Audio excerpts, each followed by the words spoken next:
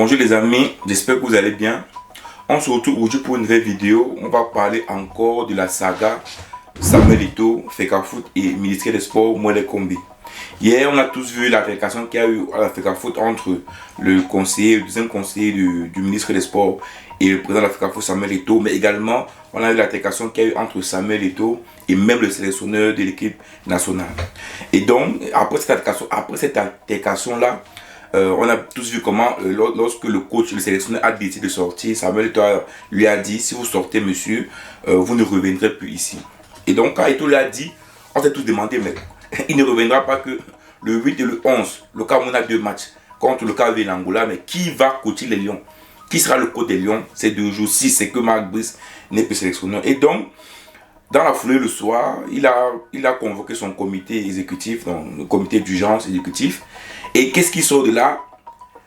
Samuel Eto'o met en place un sélectionneur par intérim. Et ces 3 sélectionneurs par intérim sont camerounais. Je vais vous lire la correspondance de Samuel Eto'o sur les résolutions prises par son comité exécutif, son comité d'urgence, mais également le ministère des Sports a également fait une sortie pour dire qu'il convoque la Fecafoot au ministère des Sports pour préparer les 2 matchs avec le sélectionneur et le staff qui était mis en place. Donc ça veut dire quoi? Hier, on a vu une bagarre, une altercation entre 2 clans. Et on s'est dit qu'après ça, c'est terminé. Peut-être le président de la République, Paul Biya, il va sonner la fin de cette histoire-là.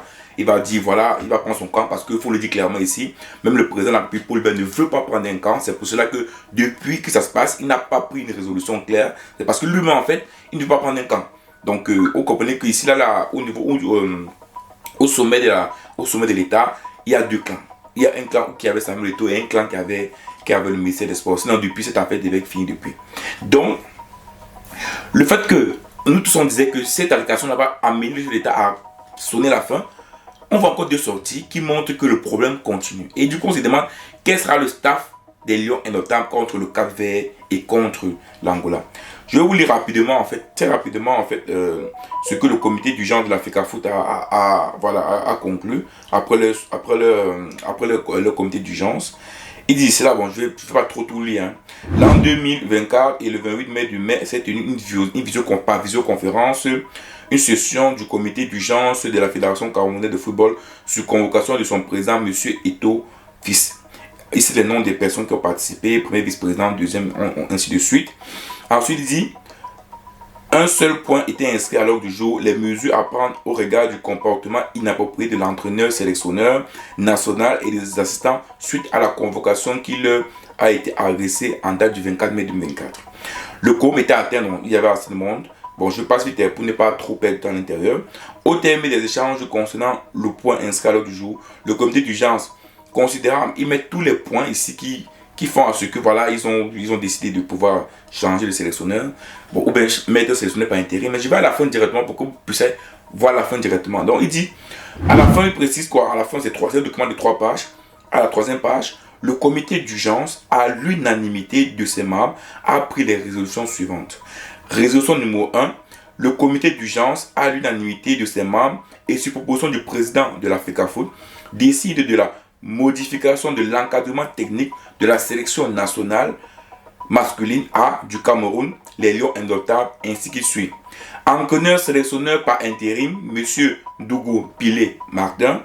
Entraîneur adjoint par intérim, M. Pagou David. Préparateur physique par intérim, M. Tenke Ginkou Narcisse.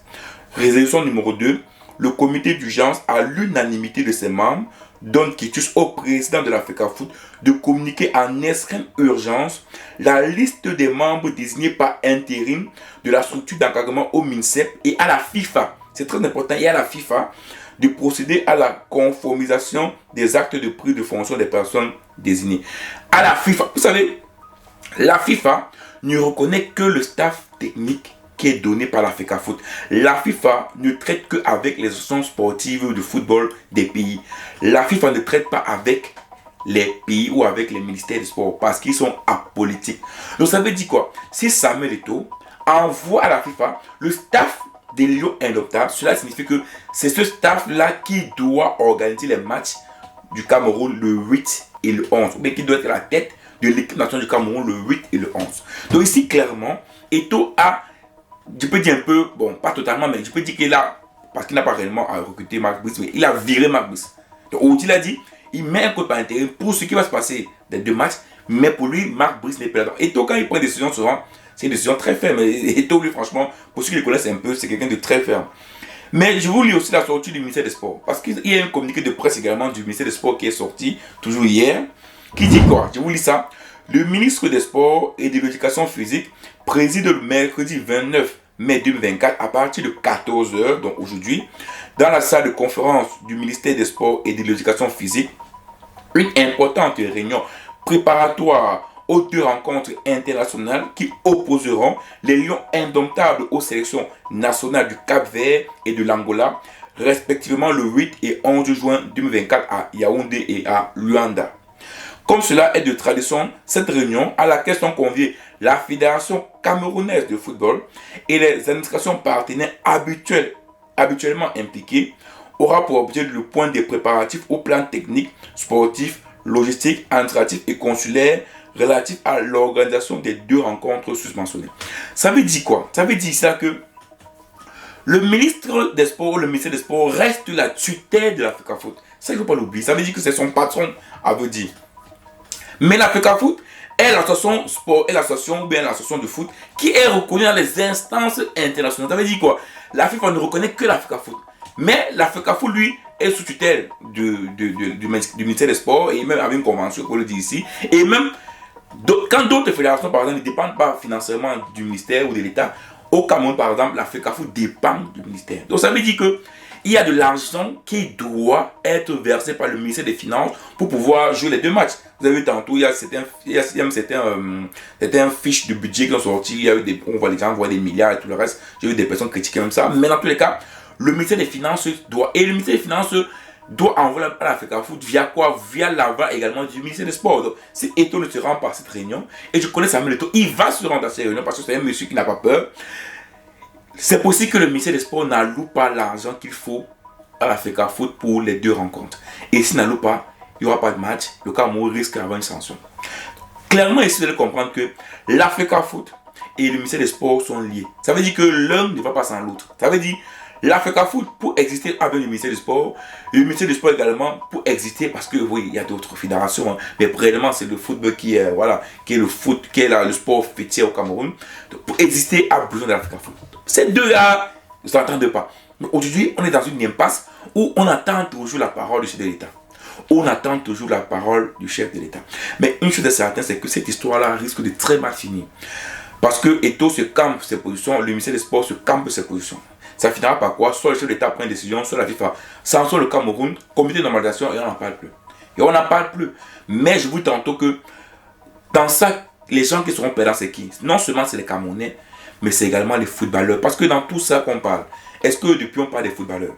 Est-ce que depuis on parle des joueurs qui vont venir pour encadrer l'équipe, pour jouer pour le Cameroun? Vous pensez comment se trouvent actuellement les joueurs camerounais?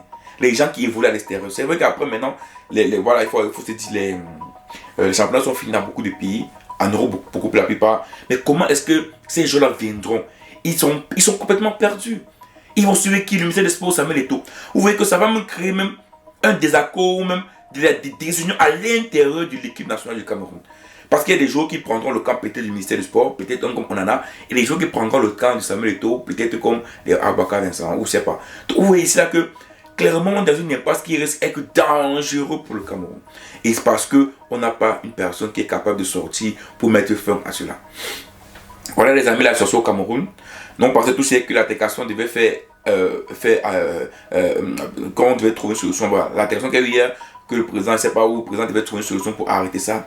Mais malheureusement, le soir, bim, on a encore eu des communiqués sortis d'AfricaFoot, sortis du ministère du Sport, qui montrent que cette affaire ne s'arrange pas. Dans tous les cas, Samuel Eto'o d'AfricaFoot a prévenu la FIFA du nouveau staff. Donc on verra tous dans le site de la FIFA, voir si c'est déjà inscrit, parce que la FIFA, ils met dans leur site. Donc, si c'est que c'est le staff là qui a été mis par la FIFA, à un moment donné, je peux dire que le ministère du Sport également n'aura pas d'autre choix que d'accepter ce staff là. Sinon, eux-mêmes également, ils auront participé au fait que le Cameroun ne joue pas, au moins pour le 8 et le 11. Donc, vous voyez les amis, voilà la situation actuelle du Cameroun. On ne sait pas où mettre les pieds, c'est très compliqué, c'est très complexe. Donc voilà, on est c'est ça le Cameroun d'aujourd'hui.